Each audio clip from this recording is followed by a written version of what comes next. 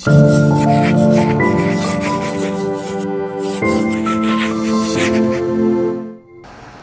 Publication की online class में आप सबका स्वागत है।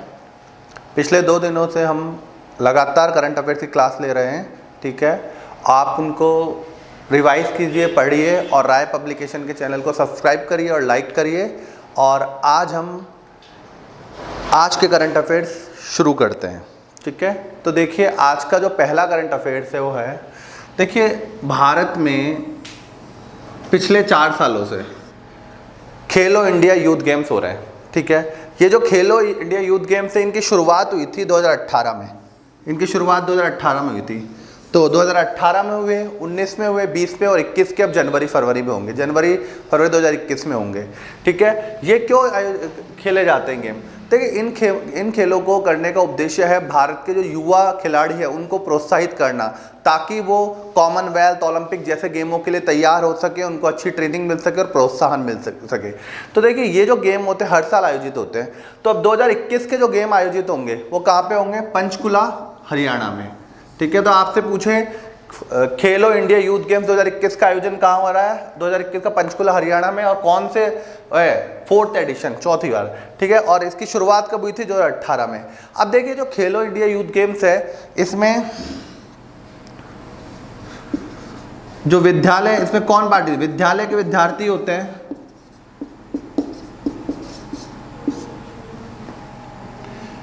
जिनकी एज 17 से कम, ये भाग ले सकते हैं। और कॉलेज विद्यार्थी में 21 से कम आयु के विद्यार्थी भाग ले सकते हैं। इसमें प्रोत्साहन राशि मिलती है लगभग 5 लाख के करीब। उससे उस जो प्लेयर है, खिलाड़ी है, उसकी ट्रेनिंग की जाती है ताकि वो आने वाले गेमों में तैयार हो सके और देश को अंतर्राष्ट्रीय स्तर पर मेडल दिला सके, ठीक है। तो आप ये उतार लीजिए, फिर हम अगला करंट अफेयर डिस्कस करते हैं। देखिए, अगला करंट अफेयर्स है, देखिए आप जानते हैं केसर, कश्मीरी केसर काफी फेमस है। तो देखिए, कश्मीरी केसर को हाल ही में जीआई टैग, भौगोलिक संकेतक टैग, ज्योग्राफिकल इंडिकेशन टैग दिया गया है। अब ये होता क्या है जीआई टैग? देखिए, जो जीआई टैग होता है क्या और क्यों दिया जाता है? देखिए, जीआई टैग होता है किसी भी उत्पाद की या वस्तु की किसी विशेष स्थान पर, किसी विशेष भौगोलिक क्षेत्र में जो उत्पत्ति होती है, ठीक है, उसके लिए दिया जाता है। जैसे मैं आपको बताऊं, जो चाय पत्ती है दार्जिलिंग की काफ़ी फेमस है, तो दार्जिलिंग की जो टी है उसको भौगोलिक टैग, जीआई टैग दिया हुआ है। देखिए, इससे क्या फ़ायदा होता है? एक तो देखो, ये किस लिए दिया जाता है? विशेष भौगोलिक उत्पत्ति,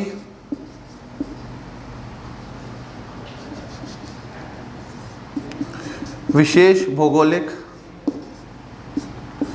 उत्पत्ति वह गुणवत्ता के लिए। भाई, एक तो वो उस क्षेत्र में उसकी उत्पत्ति होती हो, जैसे दार्जिलिंग की टी, उसका दार्जिलिंग में उत्पत्ति होती है, कश्मीर केसर कश्मीर में, और उसमें एक अलग से गुणवत्ता हो जो उसको अलग ही सबसे यूनिक बनाती हो, मतलब यूनिक हो एकदम। तो देखिए, कश्मीरी केसर को हाल ही में जीआई टैग दिया गया है। अब देखिए, जीआई टैग देने के फायदे क्या है? तो देखो, जीआई टैग से क्या होता है? एक तो जो उत्पाद है, ठीक है, वो यूनिक बनता है, विशेष बनता है, ठीक है। दूसरा, उसका निर्यात में वृद्धि होती है, क्योंकि वो एक ब्रांड बन जाता है, एक, ठीक है, ब्रांड बन जाता है, जिससे उसके निर्यात में वृद्धि होती है। तो हाल ही में आपसे पूछे, हाल ही में सरकार ने किसको जीआई टैग प्रदान किया है? कश्मीरी केसर को, ठीक है। तो आप ये लिख लीजिए, फिर अपना अगला करंट अफेयर्स करते हैं।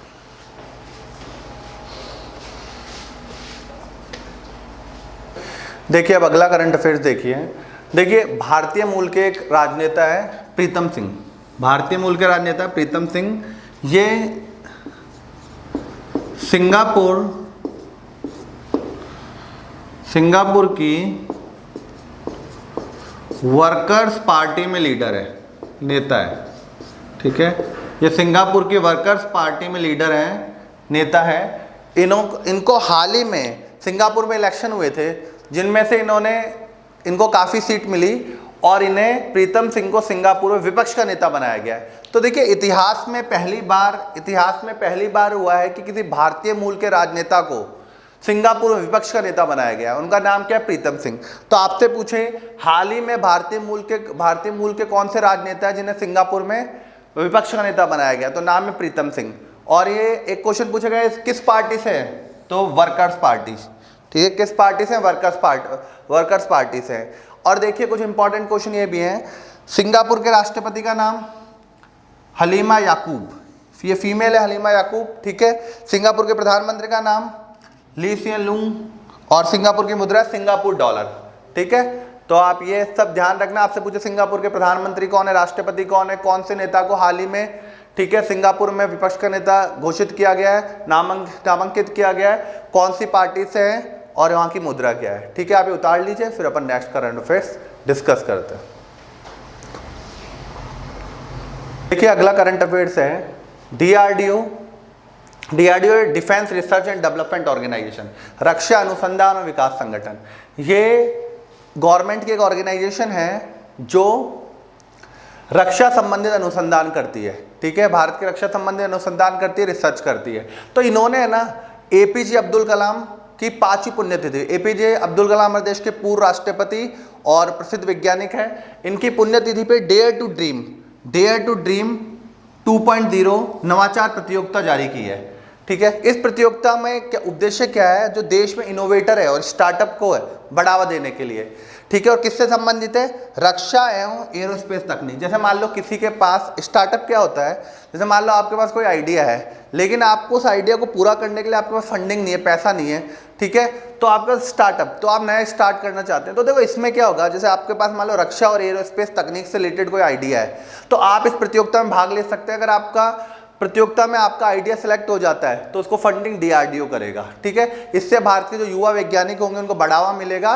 और देखिए किसका पार्ट है ये जो डेयर टू ड्रीम है ना, ये हमारे प्रधानमंत्री नरेंद्र मोदी जी की एक स्कीम थी आत्मनिर्भर भारत, उसका भाग है, उसके तहत किया गया आत्मनिर्भर भारत। क्यों? देखिए अगर अभी भी हम क्या है, बहुत सी टेक्नोलॉजी के लिए जो स्पेस टेक्नोलॉजी है, डिफेंस, जैसे अभी आपको पता राफेल है, राफेल हमने फ्रांस से खरीदे हैं क्योंकि हम ऐसे प्लेन बनाने में सक्षम नहीं है।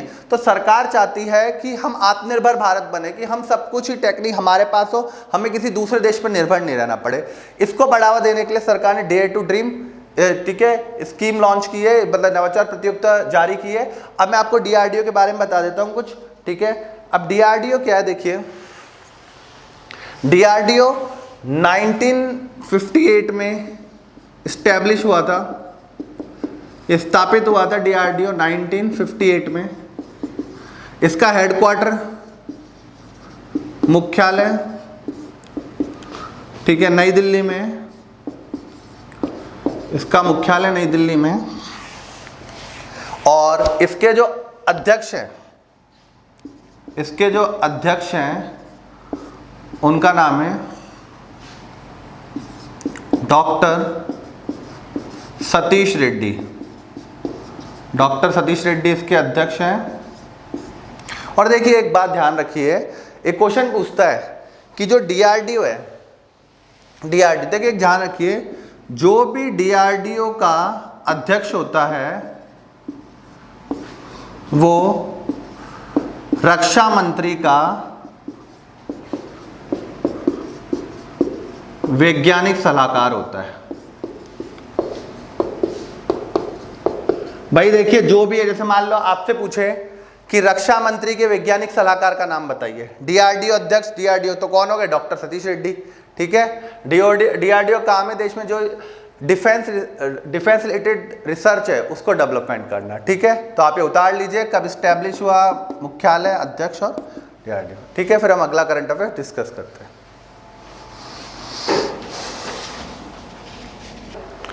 देखिए अगला करंट अफेयर्स है राष्ट्रीय मधुमक्खी बोर्ड।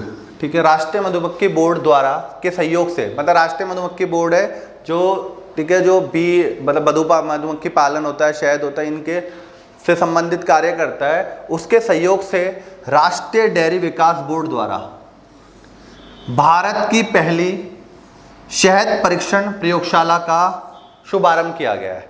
देखिए ये शहद परीक्षण प्रयोगशाला क्या है, जैसे देखिए शहद होता है, काफ़ी कंपनी बेचती है, ठीक है, ये सब, तो ये किसकी जांच करेगी कि शहद में कोई मिलावट तो नहीं है, शहद की गुणवत्ता कितनी है, ठीक है, शहद की गुणवत्ता कितनी है, उसमें मिलावट तो नहीं है, इन सब की जांच करेगी। तो इसका शुभारंभ किया गया है और ये भारत की पहली शहद परीक्षण प्रयोगशाला है। तो आपसे पूछेगा कि भारत में पहली शहद परीक्षण प्रयोगशाला कहाँ खोली गई है, तो ये कहाँ खोली गई है, आनंद गुजरात, आनंद गुजरात, ये आनंद गुजरात में खोली गई है, ठीक है, आनंद गुजरात में खोली गई है। और इसका जो शुभारंभ किया था वो वीडियो कॉन्फ्रेंसिंग के थ्रू करा था, किसने करा था, कृषि मंत्री। भाई ये भी इंपॉर्टेंट है कि भारत के कृषि मंत्री कौन है, नरेंद्र सिंह तोमर। नरेंद्र सिंह तोमर हमारे देश के एग्रीकल्चर मिनिस्टर है, कृषि मंत्री हैं, ठीक है। तो देखिए हमारे लिए इंपॉर्टेंट क्वेश्चन है कि भारत की पहली शहद परीक्षण प्रयोगशाला कहाँ खोली गई है, आनंद गुजरात में खोली गई है। ये किसके सहयोग से खोली गई है, राष्ट्रीय मधुमक्खी बोर्ड के सहयोग से खोली गई है। किसके द्वारा खोली गई है, राष्ट्रीय डेयरी विकास बोर्ड द्वारा खोली गई है। और इसके भारत के कृषि मंत्री का नाम क्या है, नरेंद्र सिंह तोमर, ठीक है। तो आप ये सब नोट कर लीजिए, फिर हम अगली करंट अफेयर्स पढ़ते हैं। देखिए आपने आनंदीबेन पटेल का नाम सुनोगे, गुजरात की लीडर हैं, राजनेता हैं, ठीक है। अब देखिए आनंदीबेन पटेल है ना, इनको हाल ही में राष्ट्रपति ने, आनंदीबेन पटेल को राष्ट्रपति ने मध्य प्रदेश के राज्यपाल का अतिरिक्त प्रभार दिया है। मतलब इनको मध्य प्रदेश का राज्यपाल का अतिरिक्त प्रभार दिया है। अब देखो अतिरिक्त प्रभार का क्या मतलब है, ये जो आनंदीबेन पटेल है ना, ये पहले से यूपी की, ठीक है, राज्यपाल है। तो ये यूपी की राज्यपाल तो है ही, यूपी की राज्यपाल, ठीक है, आनंदीबेन पटेल, इनको मध्य प्रदेश के राज्यपाल का अतिरिक्त प्रभार दिया है। तो आपसे पूछे वर्तमान में मध्य प्रदेश का राज्यपाल कौन है, तो आनंदीबेन पटेल, यूपी की भी यही है, ठीक है। अब देखिए राज्यपाल की नियुक्ति कौन करता है, तो जो राज्यपाल होता है, राज्यपाल की नियुक्ति राष्ट्रपति करता है। जैसे क्वेश्चन पूछे भाई राज्यपाल की नियुक्ति कौन करता है, राष्ट्रपति करता है। और हमारे राष्ट्रपति का आपको नाम पता ही होगा, रामनाथ कोविंद, रामनाथ कोविंद, ठीक है। तो आपसे पूछे हाल ही में मध्य प्रदेश के नए राज्यपाल किसे बनाएगा, आनंदीबेन पटेल को अतिरिक्त प्रभार दिया गया है। वो कौन से राज्य के राज्यपाल है, ठीक है, यूपी की। और राज्यपाल की नियुक्ति कौन करता है, राष्ट्रपति। और हमारे भारत के राष्ट्रपति का नाम क्या है, रामनाथ कोविंद, ठीक है। आप ये लिख लीजिए, फिर अब अगला करंट अफेयर करते हैं। अगला करंट अफेयर्स है, देखिए हाल ही में भारत के प्रधानमंत्री नरेंद्र मोदी और मॉरिशस के प्रधानमंत्री प्रविंद जुगनाथ ने मॉरिशस के नए सुप्रीम कोर्ट, सर्वोच्च न्यायालय का उद्घाटन किया है। देखिए अब ये न्यायालय मॉरिशस में सर्वोच्च न्यायालय का उद्घाटन किया, हमारे यहाँ का सर्वोच्च न्यायालय न्यू दिल्ली में, वैसे मॉरिशस में भी उनका सर्वोच्च न्यायालय है, सुप्रीम कोर्ट है, उसका उद्घाटन नरेंद्र मोदी और मॉरिशस के प्रधानमंत्री प्रविंद जुगनाथ ने वीडियो कॉन्फ्रेंसिंग के माध्यम से किया था, ठीक है।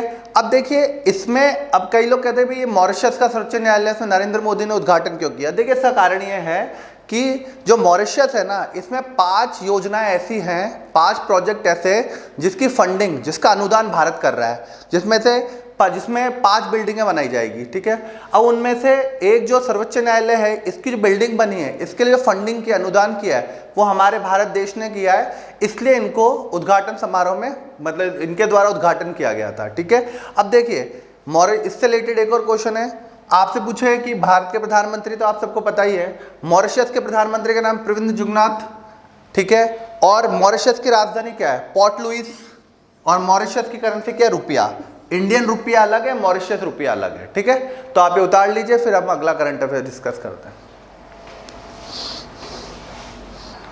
देखिए अगला करंट अफेयर्स है, जो चीन के व्यक्ति है जिन ल्यूकिन को एक इंटरनेशनल बैंक है, अंतर्राष्ट्रीय बैंक है, एशियाई अधिसंरचना निवेश बैंक, ठीक है, अंतर्राष्ट्रीय स्तर का बैंक है, ठीक है। इसका अध्यक्ष पुनर्निर्वाचित किया गया है। मतलब देखिए पहले भी यही थे, ठीक है, अब इनको 2020 में दोबारा 5 साल के निर्वाचित कर दिया, तो जिन ल्यूकिन, ठीक है, इनको। तो आपसे पूछेगा हाल ही में एशियाई अधिसंरचना निवेश बैंक का अध्यक्ष पुनर्निर्वाचित किसे किया गया? जिन ल्यूक्विन को किया गया और ये चीन के। देखिए इस बैंक में सबसे बड़ी जो हिस्सेदारी है ना चाइना की, मतलब सबसे ज़्यादा पैसा चाइना का लगा हुआ है, इसके अध्यक्ष हमेशा चाइना से बनते हैं। मैं इसकी एक चीज़ और आपको बता देता हूँ। देखिए एआई बैंक का इंपॉर्टेंट क्वेश्चन एक ये भी है कि इसका ये स्थापित कब हुआ था? ये स्थापित हुआ था 2016 में। इसका मुख्यालय कहाँ पर है? इसका जो मुख्यालय है वो बीजिंग में है, बीजिंग चीन, ठीक है। और इसके सदस्य कौन है? सदस्य 103 है। 103 कंट्रीज के मेंबर है, जिसमें भारत भी मेंबर है। देखिए इस बैंक में सबसे ज़्यादा पैसा जो लगा हुआ है वो चीन का लगा हुआ है, इसमें सबसे ज़्यादा पैसा चीन, तो इसका अध्यक्ष हमेशा चाइना से होता है। तो पहले जिन ल्यूक्विन थे, दोबारा इन्हीं को बनाया गया 5 साल के लिए, और इसमें दूसरा सबसे बड़ा पार्टनर भारत है, ठीक है। तो ये इंपॉर्टेंट बैंक है। आपसे पूछे एशियाई अधिसूचना विकास बैंक के अध्यक्ष पुनर्निर्वाचित किसे किया है? जिन ल्यूक्विन को। ये एशियाई अधिसूचना निवेश बैंक कब स्थापित हुआ था? 2016 में। इसका मुख्यालय कहाँ है और इसके मेंबर कितने हैं? ठीक है, तो आप ये नोट कर लीजिए और अध्यक्ष का नाम आपको बताइए, फिर अपन नेक्स्ट करंट अफेयर्स करते हैं। देखिए अगला करंट अफेयर्स है, आपने पेटीएम का नाम तो सुना ही होगा, ठीक है, बहुत फेमस कंपनी है। देखिए पेटीएम की एक कंपनी है पेटीएम मनी। पेटीएम मनी का नया सीईओ नियुक्त किया गया है, मुख्य कार्यकारी अधिकारी। और किसको नियुक्त किया गया है? वरुण श्रीधर को। तो आपसे पूछेगा पेटीएम मनी के नए कार्यकारी अधिकारी, मुख्य कार्यकारी अधिकारी किसे नियुक्त किया गया है? वरुण श्रीधर को। अब मैं एक दो इंपॉर्टेंट क्वेश्चन ये बता देता हूँ। देखो जो पेटीएम है, पेटीएम के संस्थापक कौन है?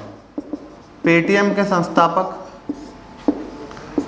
विजय शेखर शर्मा, इन्होंने इस कंपनी को बनाया था। विजय शेखर शर्मा हैं, इन्होंने इस कंपनी को बनाया था, ठीक है, विजय शेखर शर्मा ने। और इस कंपनी को कब स्थापित किया गया था? पेटीएम स्थापित हुई थी 2010 में, और इसका मुख्यालय है, पेटीएम का मुख्यालय है नोएडा। देखिए जो पेटीएम मनी है ये पेटीएम की पेरेंट कंपनी है, सहायक कंपनी है। तो आपसे पूछेगा पेटीएम मनी के नए सीईओ कौन नियुक्त हुए? वरुण श्रीधर। आपसे पूछे पेटीएम के संस्थापक कौन है? विजय शेखर शर्मा। पेटीएम कब स्थापित हुई? 2010 में। और पेटीएम का मुख्यालय क्या है? नोएडा में, ठीक है। ये उतार लीजिए आप फिर। देखिए अगला करंट अफेयर्स है, आपने ट्यूनीशिया देश सुना होगा, ये उत्तरी अफ्रीका में आता है ट्यूनीशिया देश। ट्यूनीशिया, इसके हाल ही में इलेक्शन हुए थे, नए प्रधानमंत्री नियुक्त किए गए, और नए प्रधानमंत्री जो नियुक्त किए गए उनका नाम है हिचमे मिचेची, इनको नियुक्त किया गया है। तो आपसे पूछेगा हाल ही में ट्यूनीशिया के कौन से नए प्रधानमंत्री बने? हिचमे मिचेची। और एक आप ये भी ध्यान रखना कि राष्ट्रपति कौन है? केस सैयद। राजधानी क्या है ट्यूनीशिया की? ट्यूनिस। और मुद्रा क्या है? दिनार। तो आपसे क्वेश्चन पूछ सकता है हाल ही में ट्यूनीशिया के नए प्रधानमंत्री कौन नियुक्त हुए हैं, ठीक है, वहाँ के राष्ट्रपति कौन है? केस सैयद। राजधानी ट्यूनिस और मुद्रा दिनार। इसके साथ ही करंट न्यूज़ आप ये भी देखिए यहीं पे। देखिए एक बहुत फेमस निर्माता है परवेज खान, ये बॉलीवुड के फिल्म निर्माता है। इनका हाल ही में निधन हो गया है, ठीक है, इनका हाल ही में निधन हो गया है। तो आप ध्यान रखना, आपसे पूछे हाल ही में कौन से फिल्म निर्माता का निधन हुआ है? परवेज खान। इनकी काफ़ी फेमस फिल्में जैसे अब तक 56, ठीक है, जॉनी गद्दार, ठीक है, और भी काफ़ी फेमस फिल्में हैं, एजेंट विनोद, ठीक है, ये काफ़ी फेमस फिल्म है। तो इनका हाल ही में निधन हो गया। तो आपसे पूछे हाल ही में कौन से फिल्म निर्माता का निधन हुआ है? परवेज खान, ठीक है।